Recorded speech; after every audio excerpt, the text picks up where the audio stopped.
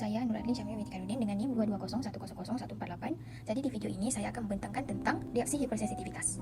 Apakah itu reaksi hipersensitivitas? Jadi, reaksi alergi ataupun reaksi hipersensitivitas ini merupakan reaksi dari sistem kekebalan yang terjadi ketika jaringan tubuh yang normal mengalami cedera ataupun terluka. Mekanisme di mana sistem kekebalan melindungi tubuh dan mekanisme di mana reaksi hipersensitivitas bisa melukai tubuh adalah benda yang sama.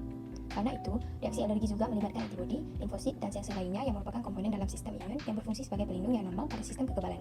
Reaksi ini terbagi menjadi 4 kelas, yaitu tipe 1, tipe 2, tipe 3, dan juga tipe 4, berdasarkan mekanisme yang ikut serta dan lama waktu reaksi hipersensitif. Pada tipe 1, hipersensitivitas merupakan reaksi segera ataupun anafilaksis yang sering berhubungan dengan alergi, di mana gejala dapat bervariasi dari ketidaknyamanan sehingga kematian. Hipersensitivitas tipe 1 ini ditengahi oleh IgE yang dikeluarkan dari sel mas dan juga basofil. Kemudian, hipersensitivitas tipe 2 muncul ketika antibodi melilit pada antigen sel pasien yang menandai mereka untuk penghancuran. Hal ini juga disebut sebagai hipersensitivitas sitotoksik dan ditengahi oleh antibodi IgG dan IgM.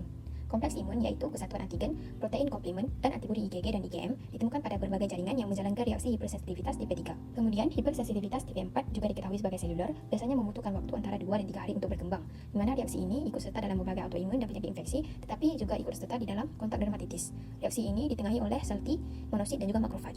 Reaksi alergi ini digunakan untuk menunjukkan adanya reaksi yang melibatkan antibodi IgE yaitu immunoglobulin E. IgE ini terikat pada sel khusus termasuk basofil yang berada di dalam sirkulasi darah, juga sel mas yang ditemukan di dalam jaringan. Jika antibodi IgE yang terikat pada sel-sel tersebut berhadapan dengan antigen, yaitu bisa disebut sebagai alergen dalam situasi ini, maka sel-sel tersebut didorong untuk melepaskan zat-zat ataupun mediator kimia yang dapat merusak ataupun melukai jaringan di sekitarnya. Alergen bisa berupa partikel debu, serbuk tanaman, obat atau makanan yang bertindak sebagai antigen yang merangsang terjadinya respon kekebalan. Istilah penyakit atopik digunakan untuk menggambarkan sekumpulan penyakit keturunan yang berhubungan dengan IgE, seperti rinitis alergika dan juga asma alergika. Penyakit atopik ditandai dengan kecenderungan untuk menghasilkan antibodi IgE terhadap inhalen, yaitu benda-benda yang terhidup seperti serbuk bunga, bul binatang, dan partikel-partikel debu yang tidak berbahaya bagi tubuh. Eksim yaitu dermatitis atopik juga merupakan suatu penyakit atopik, meskipun sampai saat ini peran IgE dalam penyakit ini masih belum diketahui ataupun tidak begitu jelas. Meskipun begitu, seseorang yang menderita penyakit atopik tidak memiliki risiko membentuk antibodi IgE terhadap alergen yang disuntikkan, seperti obat ataupun racun serangga.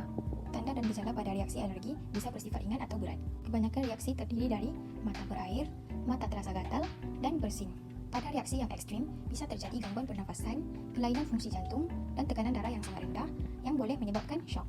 Reaksi hipersensitivitas tipe 1 adalah kegagalan kekebalan tubuh di mana tubuh seseorang menjadi hipersensitif dalam bereaksi secara imunologi terhadap bahan-bahan yang umumnya imunogenik yaitu antigenik ataupun orang yang bersifat atopik. Dengan kata lain, tubuh manusia ini bereaksi berlebihan terhadap lingkungan ataupun bahan-bahan yang dianggap asing dan berbahaya oleh tubuh, padahal sebenarnya tidak untuk orang-orang yang tidak bersifat atopik. Bahan-bahan yang menyebabkan hipersensitivitas ini disebut sebagai alergen. Terdapat dua kemungkinan yang terjadi pada mekanisme reaksi alergi tipe 1, yaitu berdasarkan gambar di sebelah. Mekanisme pada gambar yang pertama yaitu alergen langsung melekat ataupun terikat pada IgE yang berada di permukaan sel mas atau basofil di mana penderita telah terpapar alergen sebelumnya, sehingga IgE telah terbentuk. Ikatan antara alergen dengan IgE akan menyebabkan keluarnya mediator-mediator kimia seperti histamin dan juga leukotrin. Mekanisme pada gambar kedua yaitu respon ini dapat terjadi jika tubuh belum pernah terpapar dengan alergen penyebab sebelumnya, di mana alergen yang masuk ke dalam tubuh akan berikatan dengan sel B sehingga menyebabkan sel B berubah menjadi sel plasma dan memproduksi IgE.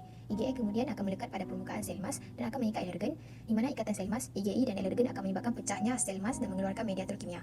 Efek dari mediator kimia ini akan menyebabkan terjadinya vasodilatasi, hipersekresi, edem, dan spasm pada otot polos. Oleh karena itu, gejala klinis yang dapat ditemukan pada alergi tipe ini ialah rinitis seperti bersin-bersin dan juga pilek, susah nafas seperti hipersekresi sekret, edem, dan kemerahan yang menyebabkan inflamasi dan juga kejang. Ada penyakit-penyakit yang boleh disebabkan oleh reaksi alergi tipe 1, yaitu konjungtivitis, asma, rinitis, dan juga anafilaktik shock. Reaksi alergi tipe 2 ini merupakan reaksi yang menyebabkan kerusakan pada sel tubuh oleh karena antibodi melawan ataupun menyerang secara langsung antigen yang berada pada permukaan sel. Antibodi yang berperan pada reaksi alergi tipe 2 biasanya IgG. Gambar ini merupakan mekanisme alergi tipe 2 yang melibatkan K-sel ataupun makrofag. Alergen akan diikat antibodi yang berada di permukaan sel makrofag ataupun K-sel yang membentuk antigen antibodi kompleks. Kompleks ini akan menyebabkan aktifnya komplement yaitu C2 hingga C9 yang akan mengakibatkan kerusakan. Alergen yaitu makanan yang akan diikat antibodi yang berada di permukaan K-sel dan akan melekat pada permukaan sel darah merah. Kompleks ini akan mengaktifkan komplement yang mengakibatkan hancurnya sel darah merah. Contoh-contoh penyakit yang diperoleh dari reaksi alergi tipe 2 adalah good pasture seperti perdarahan paru, ataupun anemia. Yang kedua ada myasthenia gravis. Yang ketiga ada imun hemolitik seperti anemia hemolitik.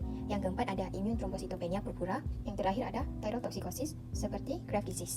Terapi yang dapat diberikan pada reaksi alergi tipe 2 yaitu imunosupresan corticosteroid prednisolon. Seterusnya, untuk reaksi alergi tipe 3 merupakan reaksi alergi yang dapat terjadi karena deposit yang berasal dari kompleks antigen antibodi yang berada di jaringan.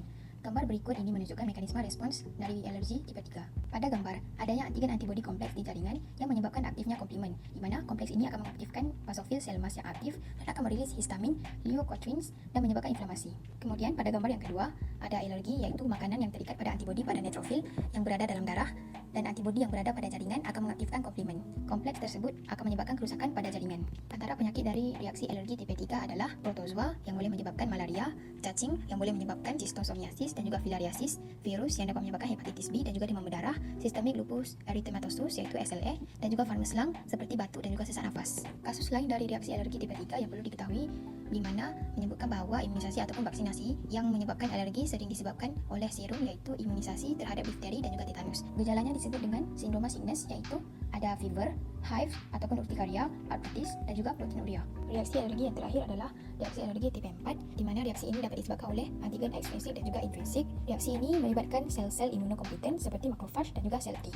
Pada gambar menunjukkan reaksi alergi tipe 4 yaitu makrofagnya mengikat alergen pada permukaan sel dan akan mentransfer alergen pada sel T sehingga sel T akan merilis interleukin yaitu mediator kimia yang akan menyebabkan berbagai gejala. Setiap reaksi alergi dipicu oleh suatu alergen tertentu, karena itu tujuan utama dari diagnosis untuk mengenali alergen.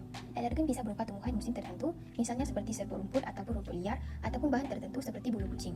Jika bersentuhan dengan kulit atau masuk ke dalam mata, terhirup, termakan, atau disuntikkan ke tubuh, dengan segera alergen akan bisa menyebabkan reaksi alergi. Pemeriksaan bisa membantu menentukan apakah gejalanya berhubungan dengan alergen dan apa penyebabnya, serta menentukan obat yang harus diberikan. Pemeriksaan darah bisa menunjukkan banyak eosinofil yang biasanya meningkat. Kemudian ada juga tes RAS, yaitu tes radioalergosorben yang dilakukan untuk mengukur kadar antibodi IgE dalam darah yang spesifik untuk alergen individual. Hal ini bisa membantu mendiagnosis reaksi alergi kulit, rinitis alergika musiman, ataupun asma alergika. Tes kulit ini sangat bermanfaat untuk menentukan alergen penyebab terjadinya reaksi alergi. Larutan encer yang terbuat dari saripati pohon, rumput liar, serbuk tanaman, debu, bulu binatang, racun serangga, makanan dan beberapa jenis ubat secara terpisah disuntikkan pada kulit dalam jumlah yang sangat kecil. Jika terdapat alergi terhadap satu atau beberapa bahan tersebut, maka pada tempat penyuntikan akan terbentuk bentol dalam waktu 15 hingga 20 menit. Jika tes kulit tidak dapat dilakukan atau keamanannya diragukan, maka bisa juga digunakan tes RAS. Kedua tes ini sangat spesifik dan akurat, tetapi tes kulit biasanya sedikit lebih akurat dan lebih murah serta hasilnya bisa diperoleh dengan segera. Sekian dari saya dalam pembentangan reaksi hipersensitivitas. Terima kasih dan Assalamualaikum.